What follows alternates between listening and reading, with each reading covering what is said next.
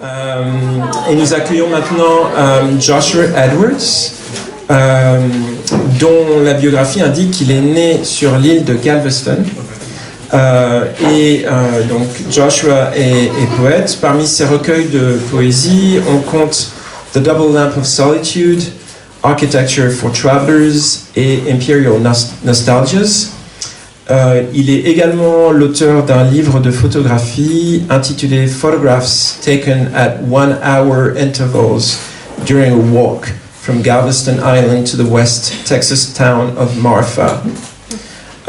Il a traduit Ficticia de María, Baranda, et avec Lynn Xu, 2 livres de Yang Licai, P-Poems et Prison Poems et Temple Speak, qui est à paraître. Et il dirige la maison d'édition qui s'appelle Canarium Books. Joshua Edwards.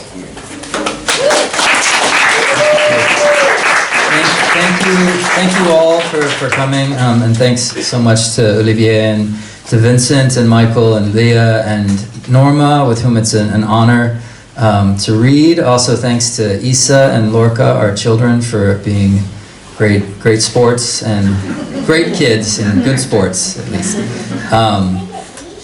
So yeah, I guess I'll begin with a poem of mine, which Olivier will read in a French translation, and then and then a couple of little poems, and then a poem by our friend Yang, which Olivier also was kind enough to translate.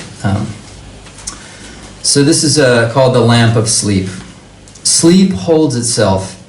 In ancient worlds with greenish moons that cleave the dark, sleepers poured their hard lives into the quiet vestibule of death, having spent the day cutting back some bitter shrubs that serve to block jealous views of a grand estate. One goes to bed with the thought that night is not what it used to be, and when light has so sharp an edge, the sunrise seems a mortal tide.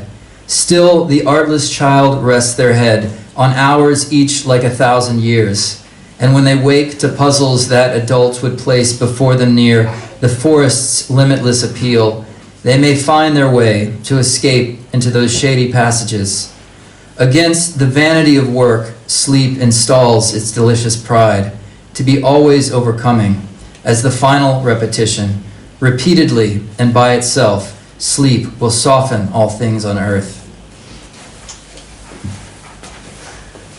La lampe du sommeil. Le sommeil se maintient. Dans les monts anciens, à l'obscurité zébrée de lune verdâtre, les dormeurs versaient leur vie difficile au vestibule silencieux de la mort. Après avoir passé la journée à tailler d'amers arbustes qui servent à empêcher que des regards jaloux se portent sur tel grand domaine, on se couche en se disant que la nuit n'est plus ce qu'elle était. Et lorsque la lumière est si vive, alors le soleil se lève et monte comme une marée mortelle. Pourtant, l'enfant innocente repose sa tête sur des heures qui semblent durer 1000 ans, et lorsqu'au réveil, elle découvre les énigmes que les adultes disposent à l'orée infiniment tentante de la forêt, elle réussira peut-être à s'échapper par ces passages ombragés. Contre la vanité du travail, le sommeil campe sa délicieuse fierté pour toujours vaincre. Répétition finale. En se répétant seul, le sommeil adoucira toute chose sur terre. Thank you, Olivier. Okay, and these are 3 very short poems which were written in French, and so I'll read, since I have to own up to the French, I'll also read them in French, and then I'll read the translation. The only thing to know about these is this is a form that I've been using that I call a cortina, and it's basically a poem that's 10 words long, that's written using language from the cityscape. So I'll come across a word, I'll write it down, I'll take a photo of it, and then I'll go on and I have to find another word, and then I have to always be going forward. And Paris is a really great place to do this because there's lots of good words here. So, l'image de la toile se transforme en ces petites poèmes insouciants. The image of the star transforms into this carefree little poem. Le corbeau dit « j'aimais plus » et le phoenix dit « encore ». Quote the raven, nevermore, and the phoenix says encore. Je cuisine un lapin, mais l'incendie me brûle aussi. I cook a rabbit, but the fire burns me too. And then this is a poem by our friend Yang Licai from a book called Temple Speak. And we translated a book by Yang called Pea Poems.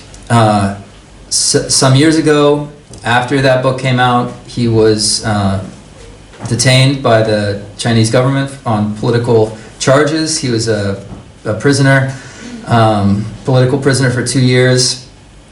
This past year, he came to the U.S. and now he is a Buddhist monk in a monastery in the U.S. And so recently we translated some poems he wrote in prison and immediately after.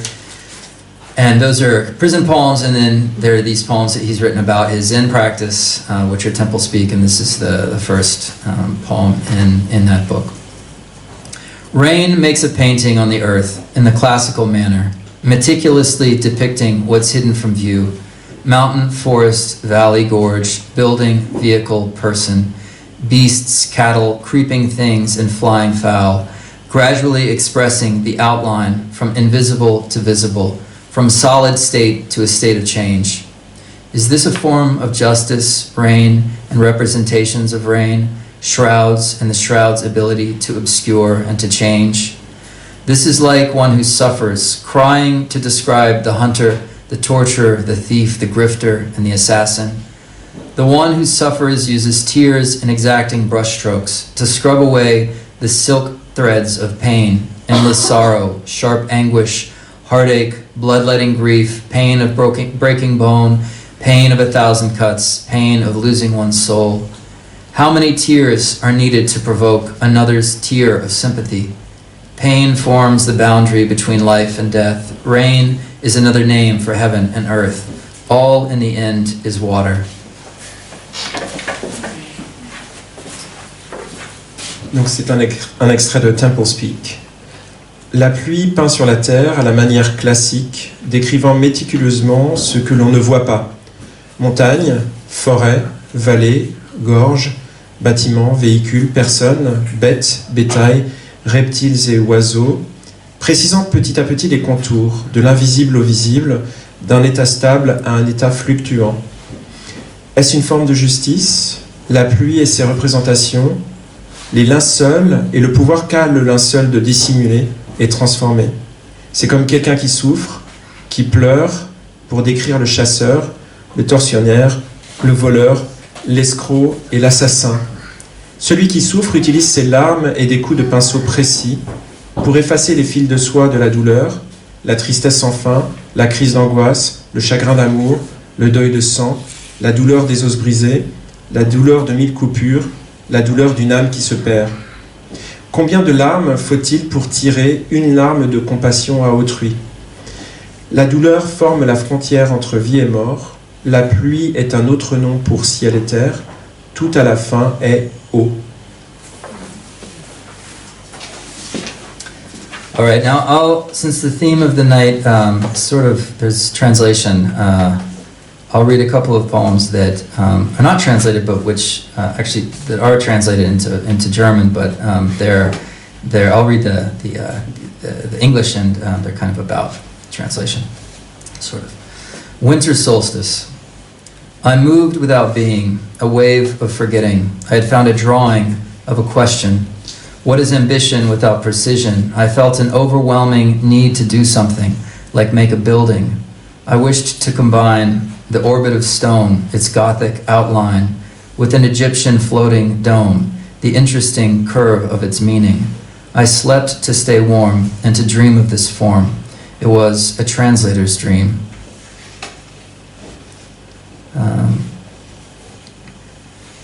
Towards a new home. Let us remember the fall of the Romans and the limits of Prague when we build a house. We are our needs. The line has spirit, and spirit governs both mind and industry. But life is not towers. It is people and trees. It is language, not laws. A happy town, conscious of its plan, of its health and humans, is full of prisms that create splendor in the form of work.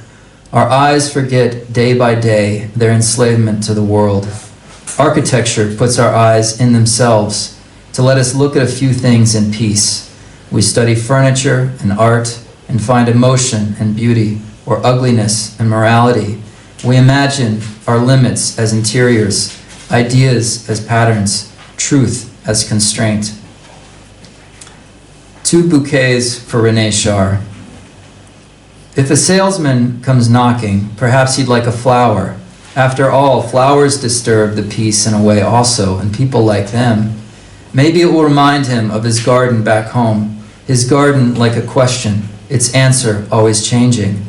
Maybe the flower will be a reminder to you both that your lives belong to water, warmth, and light. Plant a garden for the salesman of the world, in memory of the great poet René Char. 2. She doesn't like flowers, apparently. In a far corner of the yard, a place for fires would also make a nice spot to gather in the summer, before fire is needed. Sometimes, standing with a group of people in one's own yard can feel like that moment when you meet someone in France and you say, enchanté, not really knowing what it means. Make that fire pit with your friends in mind to evoke the battle of embers in René Char's heart. And here's a poem for Lynn, who I should have thanked also at the beginning, for everything. For Lynn, after Lorca, the poet Lorca, not our daughter Lorca. I don't believe in overseas, but that's exactly where you went, on some kind of tour. I give you my love in New York or wherever, in Cusco or Babylon, in Los Angeles even, on Monday or today.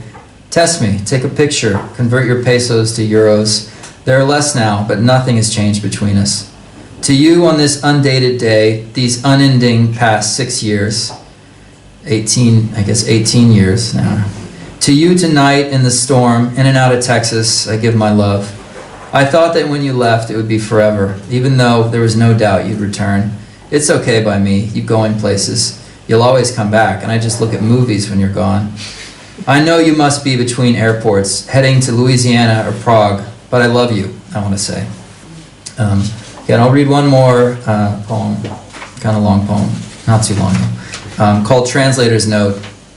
And there's some words in italics, and I guess I'll just like hold my hand up whenever I'm reading one of those words. Those are kind of words that feel like, or should feel like they're pulled from a text which is being referred to.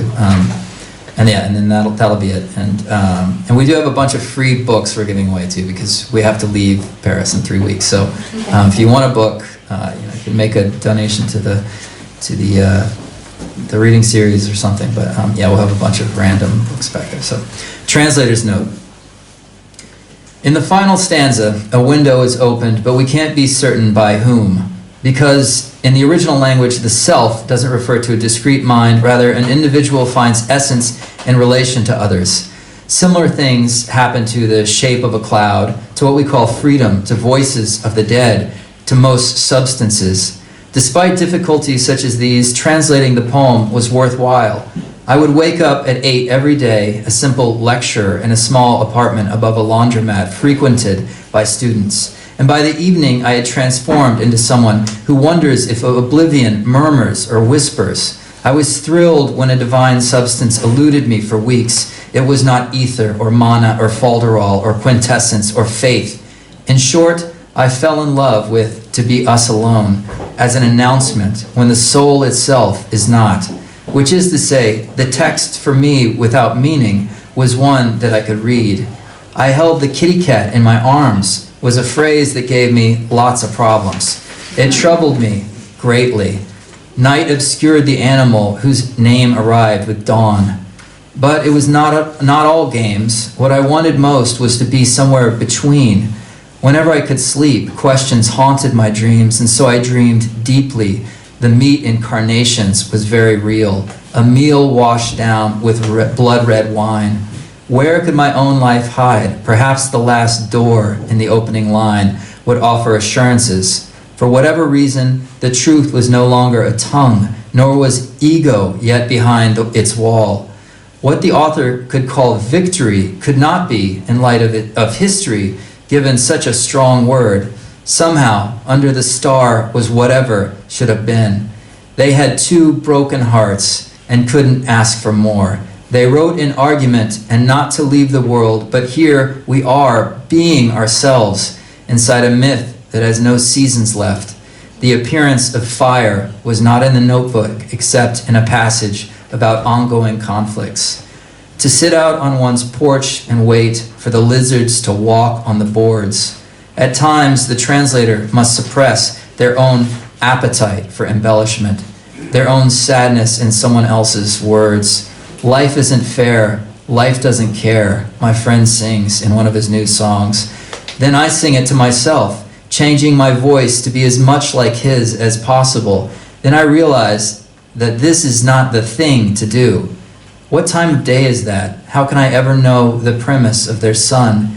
Damn it all, I'll simply describe exactly how it feels to be alone. I love my audience because they understand only what I describe. We abstract together and settle on a way to make a flower grow. English reviewers would read familiar, expecting wit, misunderstanding the Scottish obstacle in the preceding line. Immaculate passion of time, passing faster and faster as the verse separates itself from author and the life one trembles to escape. It may be easily supposed that I cannot understand the nature of surprise for a lord because of who I am. Curiosity remains the only muse, and in society, the spirit finds concern. A giant pendulum swings at the poem's hinge. My tears water the dead poet's grave. Help me find the words, I cry, but quietly, asking also for some kind of truth. I am lost and lonely when I am not reading you. That's it. Thank you all.